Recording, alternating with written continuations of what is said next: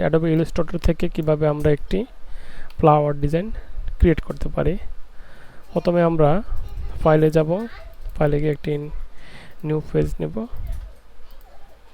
এরকম একটি সাদা আর্টবোর্ড।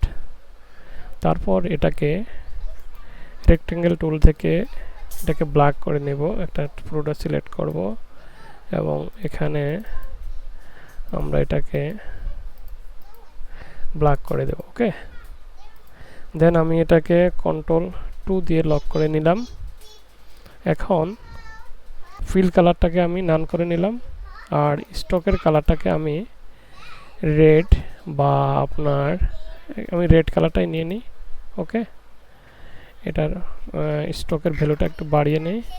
ওকে, এখন আমি পুনরায় আবার রেক্টেঙ্গেল টুলের এখানে গিয়ে পলিগন টুল নেব এবং এটাকে আমি নিলাম। ওকে ওকে, এখন এটাকে সিলেক্ট করে আমি যাব হচ্ছে ইফেক্ট থেকে ডিসটর্ট অ্যান্ড ট্রান্সফর্ম থেকে পাকার অ্যান্ড বোল্ড, এখানে গিয়ে এটাকে 100 করে দেব, 100 করে ওকে দিব। ওকে, এখন হচ্ছে আপনার এটাকে আবার সিলেক্ট করে নেব, ইফেক্টে যাব, ইফেক্ট থেকে ডিসটর্ট অ্যান্ড ট্রান্সফর্ম থেকে ট্রান্সফর্ম, এখন যাব এখানে স্কেল, এটাকে আমি করে দেব হচ্ছে 94 এবং ভার্টিক্যাল স্কেলটাকে আমি করে দেব সেম 94। দেন হচ্ছে আমি এটাকে এমন করব যতক্ষণ না পর্যন্ত এটা একেবারে 0 না হয়। ওকে, আপনারা ইচ্ছে মতো নেবেন যতক্ষণ না পর্যন্ত 0 হচ্ছে। ওকে, ফাইন। এখন আমি এটাকে একটু অ্যাঙ্গেল করে নিই, কত অ্যাঙ্গেল দিলে এটা সুন্দর হয় আমি একটু দেখে নিচ্ছি। ওকে, একটু বেশি হয়ে গেছে, আর একটু কম দেই। ওকে, ফাইন। আমি এটাকে 4 ডিগ্রি অ্যাঙ্গেল দিলাম। ওকে ওকে, এখন আমি এটাকে একটু গ্রেডিয়েন্ট কালার অ্যাড করে নেব।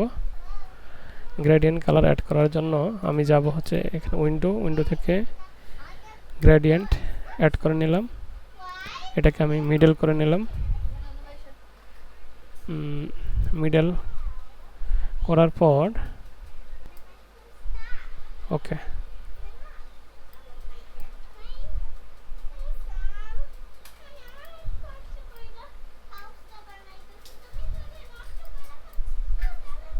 দেখবো আসলে কোনটা দিলে ভালো হয়। হ্যাঁ, ফ্লাওয়ারটা সুন্দর করে ফুটে, সেই দিকটা একটু খেয়াল রাখবো।